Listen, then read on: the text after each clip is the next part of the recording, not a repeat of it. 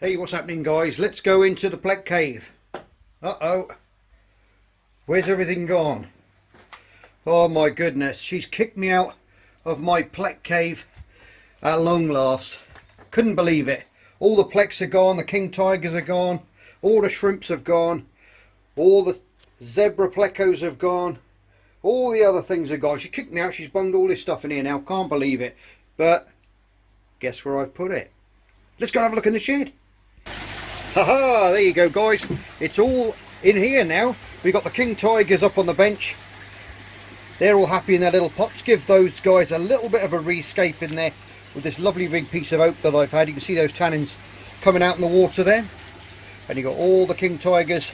We've got one long fin albino pleco there, and we've got the lemon fins, which have got some eggs in there, which I'm going to do something funky with shortly, I think. They're all looking happy. Put a few neons in there that we bred from that first episode of how to breed neon tetras videos that I did quite some time ago now. But these are all just settled in now. I put some sand on the bottom as well to give them something to rummage around in and keep them happy. We've got some plants in the back. I've also put a power head in the back there. You can see that is pushing those little plants all the way around there. Fantastic. You can see that little orange light? That's just the leaves flashing in front of the heater bulb, that is. We've got my nitrate reduction tower there, which is still working brilliantly. I've just taken the sponge off of that to give it a clean, but that's working really well actually. Really well. Really happy with that. But they're all happy. So if we have a look now, we can go next to on my little zebra tank. Look at that, guys. That was when we first had 1,000 subscribers on the channel. Going back a few years now. And we're up to 20, nearly 21 now, which is absolutely fantastic. Well, as you can see, what I've done here is I have upped the filtration game in here. Now, what I was a bit worried about was moving them, because sometimes when you move them you can get a few problems with them, but I did it as carefully as I possibly could. And I was going to make a video on that, but it was a bit stressful and I thought I'd leave it as it was for the time being, because I just didn't want anything to go wrong. What I basically did was take them in their pots, because as soon as you go near them they'll go in their pots, and I was just lifting them out of the pots upright, putting them into a little tiny 2.5 gallon breeding tank which I've got for my fish, and I left them in there while I transferred all this. I pumped that water into a big vat that I've got straight into there, put the filters inside that vat as well, left them running. I've got the trickle filter up on top there, which I made full of that Biohome Ultimate. That is an amazing filter, guys. That really is. If you want to copy how to build one of those, I've got a video on how to do that. And that Biohome is really, that water is absolutely pristine in there. Now it really is. And I think that's one of the ways, and one of the things that why these guys breed is the way they do, is because of that water quality, and you're not in there messing around too much, cleaning out filters, changing water and all that carry on, which disturbs them, you see. 2 big sponge filters going, and I've also put that little 207 that we got from Fluval. I put that in there as well, and that was sort of like, I put some more Biohome in there, and that was already cycled media. So we're going to have super filtration in this tank now, and hopefully we'll bring on a heap more of these little babies. The last lot that I did have, they kicked out, and I did put them in a tumbler, but sadly they weren't fertile, so we missed out on those. I think there was around 12-13 eggs in that batch, but they're back in the pot again. I'll try and get another bit of footage again, but they keep creeping to the front and he keeps pushing her back into the back. So hopefully, as quick as that, they've only been in here now, what, a few days, and they're already trapping, so that's a really good sign that we're going to have some more on the way. But yeah, water quality's absolutely spot on in here with all the filters now, and okay, it keeps me out, it keeps my fingers out, and I'll put it down to, that's why I get breeding. So if you're having zebra problems, up your filtration, stay away from them, keep them out of busy, heavy traffic areas, and just let them do what nature put them on the earth to do if you just want to breed them. Because if you want to just see them, they're very secretive little fish, these guys are, and they like to hide away, and they come out at night and feed. So but as you can see, my little guys like to be out in the front in their pots. They could hide behind the filters, behind the stones, all the way around there, but they still love their little pots, which I'm happy to see, because I get to see them in the mornings, and it always puts a smile on my face when I'm having my coffee, watching them come out and say hello, waving their little flag fins around, trying to entice that female into their cave. Big water change today for these guys. I haven't bred these for a while now. I've been keeping their food down low because I've had so many things to look after, and these guys breed quite easily. So, but I fancy another batch coming out. There's a good mixture of males and females in here.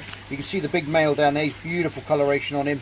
Some of the females are a bit darker. You can see that one's been rubbing on the side there, where one of them's been trapped in there, and they get this little rubbing sometimes, and they can rub themselves quite raw on their rump ends. And so you've got to watch for that. A little bit over aggressive, some of them can be. Oh, look at that scratch, nasty. Never mind, it's been there for a while. I don't think anything's going to go pop. But yeah, so hopefully now we're going to get another batch out of these guys, which would be awesome. Same thing as I normally do with Plex guys. I just make sure you can either let the water reduce, okay, down, and let that TDS rise. As that water evaporates, those minerals get left behind, that water will get stronger. That TDS, the dissolved minerals in there, will get stronger and stronger. TDS will rise up, and that can create them to spawn. That will make them spawn sometimes, and then you can just plunge a load of colder water in, and that'll get them going.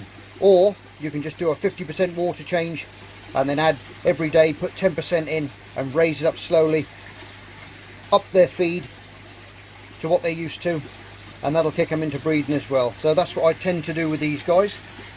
I think what I'll do with these, I'm going to give them, normally I give these guys around 3 or 4 mussels a day, because there's 9 in there and they're big. So, and they'll chew on those all night. The little neons pick up the bits that they don't eat, so it keeps the bottom clean. And what I'll do is I'll probably give them an extra one, and it's just that little extra bit of food sometimes that kicks them into gear. Some cooked prawn as well, or raw prawn. It makes no difference to these guys. They like more meaty foods, the king tigers, as do the zebras. But hopefully we'll get a nice little batch of these guys to bring up. And but I like that little bit of wood there. Well, I say it's not too little.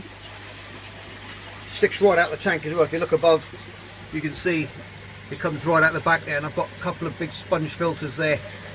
Well, I've got 3 in there. I think I've got one big sponge filter there, a double one there, and a double one there, which is where I've aimed the flow.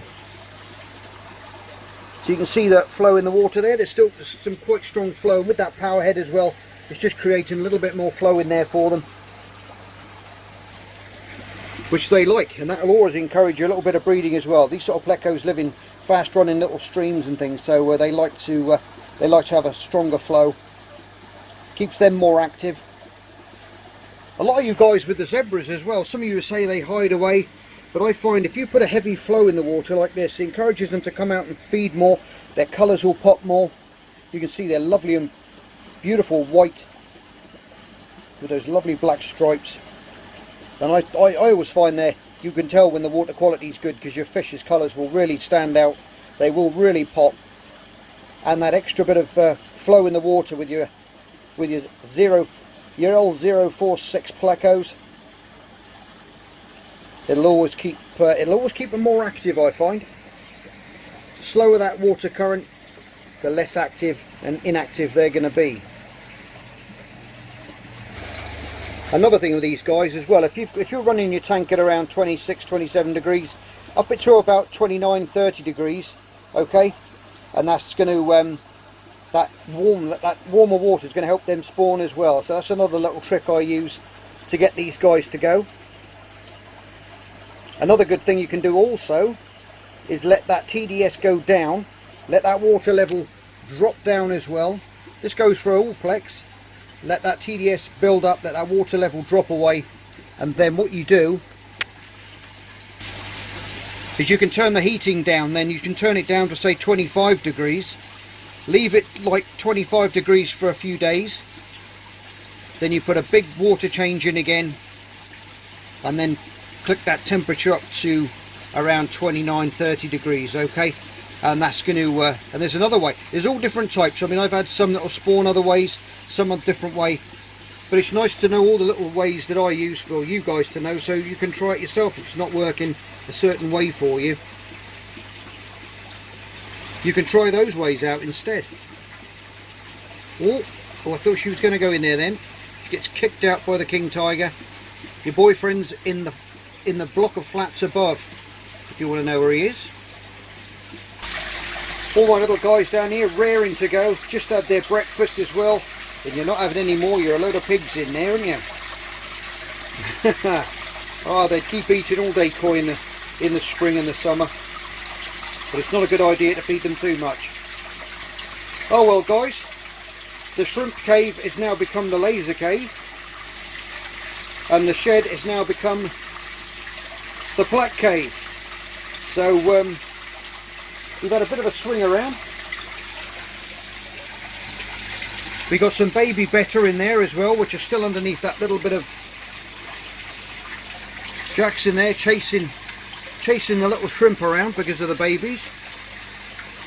But there's a few of them now and they're underneath there. Not as big a hatch as I thought because of the way that leaf was, but I just put them underneath. I just placed that little bit of foam on top of that leaf and it stopped them coming out. So we've got quite a few under there, and I've been pumping the infusoria in for them now. But they're microscopic at the moment, so you're not going to see much. But as soon as they're free swimming, providing he doesn't eat them, I'll take him out in a couple of days and we'll bring them on. I'll put him in the bench tank with the other guys. He'll be quite happy in there until these guys grow up a bit. Yeah, some of these guys are right monsters now. They really have put on some size over the last couple of years that I've had them. Really looking nice now. Anyway, talking of monsters, my monster of a blue lobster is waiting for her sushi first thing in the morning, so we better not disappoint her. Let's go and feed her and watch her take some food out the tongs. Ah, look, there she is. She always likes it in her oriental bowl, out of the chopsticks. There you go, my little girl. Oh, look at that. She's got it. She doesn't mess around. One of the other baby ones there we had off Tropco, and the rest of them are hiding down there. Now you may think, well, this tank looks like a tip, and you'd be quite right, but blue lobsters will eat anything that you put in there. You put in any vegetation in there, they'll eat it. You put in anything nice, they're going to eat it.